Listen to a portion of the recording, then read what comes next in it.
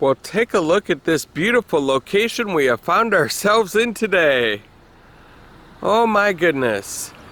We have been here once before in the fall to check out some gorgeous Minnesota fall colors here at the Minnesota Landscape Arboretum in Chaska, Minnesota.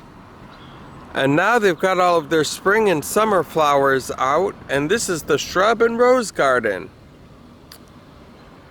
Absolutely colorful and beautiful. This is not our destination today in the Minnesota Landscape Arboretum. There's another attraction that we want to check out. But since I was driving by this little area, I had to stop by and take a quick look.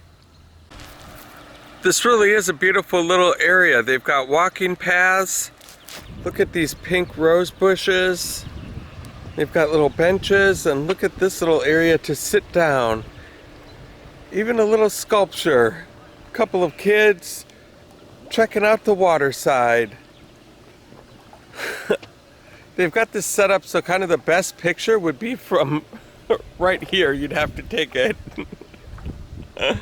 I will not be doing that though. Well, hello there, and welcome to another beautiful day for an adventure here at the Minnesota Landscape Arboretum. It is cloudy and a little bit windy and probably rainy in a little bit, so we're gonna have to get inside to this building behind me, which is the Tashjian Bee and Pollinator Discovery Center. I wanted to check out this place last time we were here in the fall, but just didn't get a chance to come inside, so today we are gonna remedy that situation. Welcome to another edition of Tommy Travels.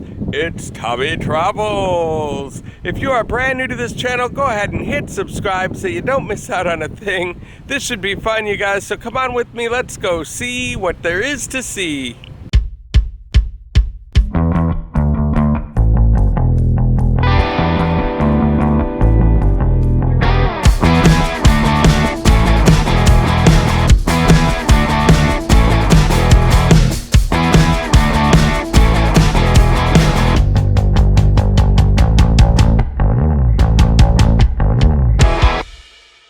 Here's a look at the building that we are about to enter, and coming soon, look at this, Red Barn Farm Garden Education Center. It's going to be the state headquarters for the Extension Master Gardener Program and new site for demonstration gardens and Arboretum adult education. And that is the progress of that building right there. Still has a little ways to go, but it's coming soon. Here's a look at where we came in. And then this is the inside of the building. They've got a little museum area, it looks like, over here with some educational stuff about bees. A little observatory and a whole nother room over here, which I think is probably some type of a education center of some kind. Not a whole lot going on here today, probably because it's the 4th of July.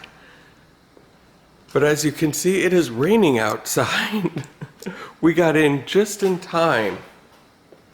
It's kind of pouring rain, and inside of these little things here, I don't know what to call them, they look like drawers basically, which I think is what they are, but they've turned them into bee habitats.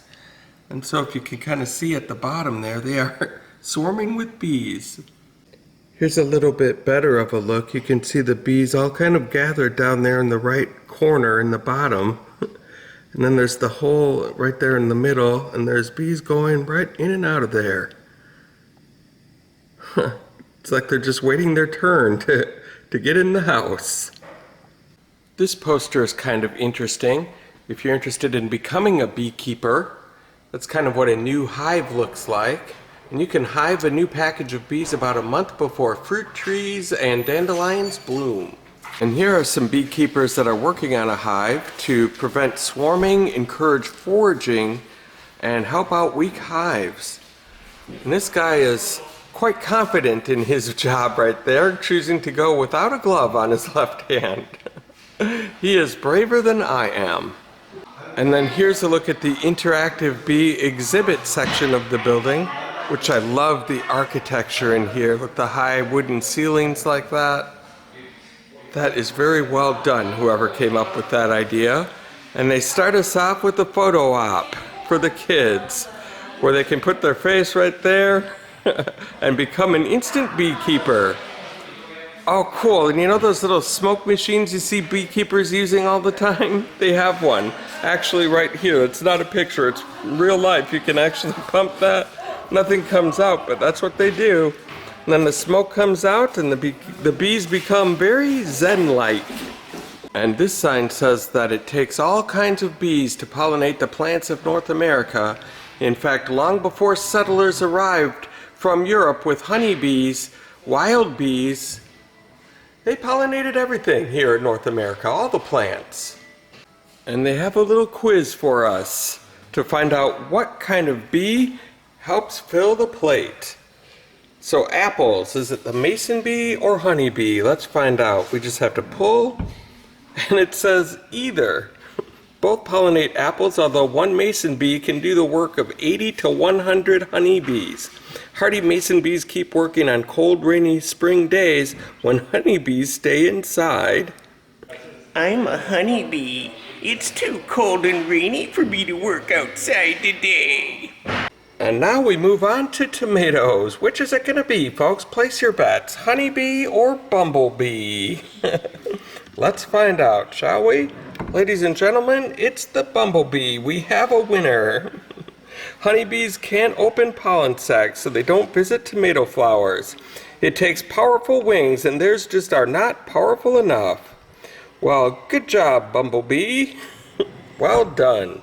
And our final question on the quiz today, watermelon and strawberries. Is it the honeybee, bumblebee, or sweat bee? Let's find out, shall we? It's all of them. But they have to visit again and again. Watermelons require 8 separate visits to bring the minimum 500 to 1,000 pollen grains. Some strawberry varieties need up to 20 visits. Holy cow. You guys are high maintenance, but delicious. And this little station talks about how when bees fill up with pollen, they're lifting up to 25 to 75% of their weight in cargo. And this gives you an idea of what that's like. If you stand on this little platform here and then try to lift it up, it'll be half your body weight is what it will equal, which will give you an idea of what a bee's life is like when it fills up with pollen. Can you do it? I cannot. I tried it. It is a hernia contraption for me. So if you stop down here, you go ahead, and if you can do it, more power to you. I take my hat off to you. And this exhibit shows how a lot of bees are hidden in plain sight. They're easy to overlook, but wild bees live all around us. Some nest underground, and others use holes in dead trees. And then it gives us an opportunity to find some bees that we would normally overlook. And so you can just kind of look in these little spaces here. And what is this? It is a, small carpenter bee we have in there. That's kind of cool. And then here's a bigger tree stump, it looks like, or dead tree. What do we have in here? Oh, of course, a large carpenter bee. That's a cool little exhibit that they have. It reminds me of high school when we used to look through the microscopes in science class at different things. This exhibit talks about life in the hive and the different roles of the bees that you'll find in the hive. For example, the queen bee. What is my job? Of course, lay eggs. The queen is the mother of all bees in the colony. She can lay 1 pearly white egg per minute, up to 1,500 in a day. She can't survive without workers to feed her. And that is where the worker bees come in. And they do almost everything. The queen's daughters run the hive. Workers raise the next generation, find and process food and other supplies. Their lifespan is about 6 weeks in summer, 3 to 6 months in winter.